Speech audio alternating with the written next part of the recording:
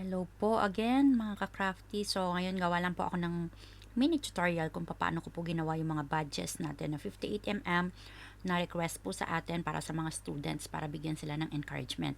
Pero at the same time, since gagawa na rin lang naman ako ng mga badges, I offered na gawin ko na rin po yung mga stickers. Kasi bago mo siya gawing badge, dadaan din naman siya ng sticker, but hindi mo pa isabay, di ba? Although, it took me a little time kasi kailangan ko pang i-enhance and tanggalin yung iba na background. Pero mostly, galing sa Mystic Pod po lahat yung mga iba nating mga PNGs. So, yung iba malinis na po, lalo na kapag chineuse mo yung sticker, wala na po yan siyang background. Pero may times na hindi ko po gusto ang quality, ina-upscale ko pa po. Most of the time, usable na po siya. And also, may times na gusto ko siya lagyan ng outline, may times naman na gusto kong tanggalin. So, ina-adjust ko kung paano ko po siya gamitin. Okay, so gagawa po tayo ng badge. Ang request po sa atin ay 58mm. So, kung titignan nyo po, nandito po yung mga stickers na ginawa ko. Tapos na sila, naka-layout sila. And then, may sobra dito. So, nagdagdag na lang ako ng ilan na galing dun sa taas. Okay, ngayon, ito po yung ating gagawing badge. Okay, galing po ito dito sa ating, meron po tayong pinamimigay na free drag and drop na badges. Meron na po akong tutorial nito sa YouTube, pero kung tamad po kayong panoorin yon, well, i-upload ko rin naman po ito sa YouTube, pero ito po yung shortcut niya. Okay, so, kukuha po tayo ng isa dito. Okay, ika-copy ko po yan. Control-C or right-click copy po. And then, ilalagay ko po siya dito sa, actually, dito sa sample ko lang. Okay, V. Tanggalin muna natin ito kasi para mapakita ko pa sa inyo kung ano po yung ginawa ko. Okay? So, ito bali, full screen ko na po. Ito pong ginamit ko ito is 10 by 10 centimeters para mas maganda yung quality niya kapag dinownload ko na siya. And then, i-enlarge po natin ito yung kinapin natin. It's okay, wala pong problema yan. Ungroup po natin, okay? Tanggalin na po ang matitira lang po sa atin yung safe zone. Tanggalin na po natin to. Itabi natin ang safe zone. Tanggalin na rin po natin ito. Ito lang matitira sa atin, yung safe zone. Kasi kailangan lahat po ng gagawin natin na, yung pictures po ng gagawin natin, pasok po siya dyan. Palitan natin transparency nito, mami, ng mga something around here, na yung nakikita mo pa rin yung sa likod. Tapos, ang position niya, ilagay lang po natin ng center and middle. So, kung makikita nyo po, center and middle, itong dream big, work hard, hindi na siya napuputol. Tapos, after ko pong ni-resize ito, kasi hindi po siya ganito kalaki, ni-resize ko lang. And then, nilagyan ko po siya ng background. Ito po yung nilagay ko na background. Ayan. Parang pang-resize lang po talaga. Ngayon, pagpunta dito, i-slide ko lang po dito yan. Igaganyan ko lang. And then, ito, kasi dating malaki po yan, di ba? Naka full screen po yan. Mostly, ang ginagawa ko pong size niya is like, nilalak ko po yan around 7.5 by 7.5. Tapos nag-a-adjust na lang po ako from there. So, center and middle nyo lang. Tapos itong safe zone natin, center and middle. Makikita nyo, pasok na po dyan. Pag hindi nyo po makita kasi yung kulay, pwede naman pong palitan yung kulay ng blue or something. Ayan. Kita nyo, pasok po yung success, loves, effort. So, I know na wala na pong problema. So, ganun lang po yung ginawa ko sa lahat ng ito. Ayan, niresize ko lang po sila. Tapos nilagyan ko sila ng mga backgrounds. Which is, kinura ko rin lang yung iba sa Canva, yung iba, colors na nga nilagay ko, like this one. Depende po kung ano yung bagay. And then, I download them all as PNG. After ko po silang dinownload, nire-upload ko po ulit sa Canva. Okay, so itong mga to, wala na pong use sa atin itong mga to. Ito na po ang gagamitin ko ulit dun sa badges guide natin.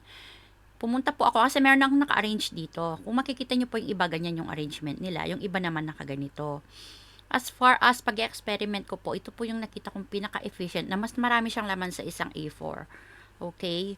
So, dito sa 58mm badge, ganito po talaga ang pinakamarami na laman. Pero sagad-sagad po ito magiging borderless printer po. Kung ang printer nyo po ay hindi pwede ng borderless, I suggest i-move nyo po to. Ang ginagawa ko po dito is sina-highlight ko lahat and then control silang para makopy ko lahat. And then gumawa po ako ng nasaan ba yon? Ito. Bagong page na A4 din ng size, tapos pinis ko po siya dito. So, ganito pong kakalabasan nun. Ngayon, kung kayo po ay hindi pwedeng borderless, ito po yung sinasabi ko, magiging iba po ang format niyan. Probably, igaganyan nyo po yan, kagaya dun sa ginawa ko. Igaganyan-ganyan nyo para makadami po kayo. Excuse me po. Para maisaksak nyo po. Ganun nyo po. Okay. Anyway, ibalik ko po siya sa dati. Ngayon, in-upload ko. Ito na po yung mga PNGs na in-upload ko. Start po ako dito kasi ito yung pinakahuna. Okay. So, ang gagawin po dyan is ida-drag and drop lang po. Drag and drop, 'di ba? Sabi ko sa inyo, drag and drop. Ayan. Kahit iba-iba pa yung mga designs natin, drag and drop, drag and drop. Ngayon, may mga nagtatanong po sa akin dun sa nauna ko pong post nitong mga drag and drop natin. Sabi, bakit daw po nakikita yung safe zone? Bakit daw po ay ang design ay hindi malinaw? Ibig po sabihin, hindi po kayo nanood ng YouTube. Kasi nagsabi naman po ako, panoorin nyo po ang YouTube for instruction. Kasi hindi ko po pwedeng gawing drag and drop na wala siyang nakalagay na safe zone. Kasi hindi nyo siya mako-confirm eh. Kung hindi siya medyo transparent, hindi nyo siya mako-confirm kung yung ginawa nyo bang design ay totoo ba talagang pasok kapag na-drag and drop na. So, kagaya nito, pwede pa po akong, makikita ko siya na, kung sakaling nagkamali man ako, ay, sandali, pwede ko pa palang ayusin. Kasi makikita nyo na dito pa lang, dahil pasok po talaga siya dito sa safe zone yan. Makikita nyo dark po yung safe zone. Kaya hindi ko po talaga siya ginawang solid color kaagad para ma-confirm. Kasi ang hirap po nung akala nyo, iniisip nyo okay na, drag and drop, tapos hindi pala pasok, tapos nag-print kayo, sayang po yung materials. Okay? Total, one step lang naman pong idadagdag nito, at saka hindi naman ganun katagal. Pero if you don't like this option, bago nyo pa man i-copy, or pagka-copy nyo pa man dito, iayusin nyo na po kaagad, tsaka kayo mag-duplicate. Ako po kasi, ang ginawa ko, yung mga ganito ko, dinuplicate ko lang din, duplicate din, para makarami na ako ng page. Pero kung gusto nyong wala na kaagad yun, i-click nyo lang po yan, dito lang po kayo sa transparency, o iganyan nyo na, lahat po. Tapos, tsaka kayo copy ng mga pages. Pero ako, gusto ko may ganyan po siya, para ma-confirm ko na wala pong problema. So, after that, ayan, click nyo lang po yan, and then transparency, make it 100%. Ayan lang, o tignan nyo, nagiging ano na siya, what do you call this?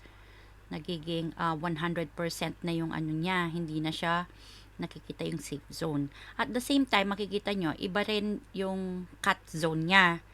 Ito yung cut zone, para po sakto pa siya dun sa badge maker natin. Hindi siya gagalaw-galaw, hindi kayo mahirap na igitna yung design. Kasi pag ang pinutol nyo dyan, itong may design lang, ay gagalaw pa rin po yan. Tapos sasabihin nyo, ay hindi gitna. Talagang hindi po gigitna. Kailangan ito pong sa labas. Ginawa ko lang pong puti yung dito kasi para hindi sayang yung ink. Kasi kahit konti lang yan, kapag maramihan na yung ipiprint natin, sayang na rin yung ink. Since yun po yung ano ng karamihan na sayang daw ang ink. O sige, pagbigyan ko po kayo kahit medyo nahirapan tayong gumawa nitong drag and drop natin. Kung makakatulong ba naman, total isang beses lang naman yung paggawa ng template. Ayan, kita nyo po, yan na po yung magiging badge natin. And then, all you have to do is print them, and then cut them, and then they are ready to be made into badges. Hindi ko na po papakita sa inyo yung process ng paggawa ng badge kasi I'd rather spend my time doing more templates dahil meron pa po tayong isang request for today. Tsaka na po itong mga ek na kung ano-ano. Okay, so maraming salamat po sa panonood. I hope naintindihan nyo po yung explanation. Kung may questions po kayo, mag-comment lang po kayo. I-upload ko po ito sa ating Facebook at i-upload ko rin po sa ating YouTube. Kaya panoorin nyo po, support nyo po ako. Maraming salamat. God bless po sa lahat.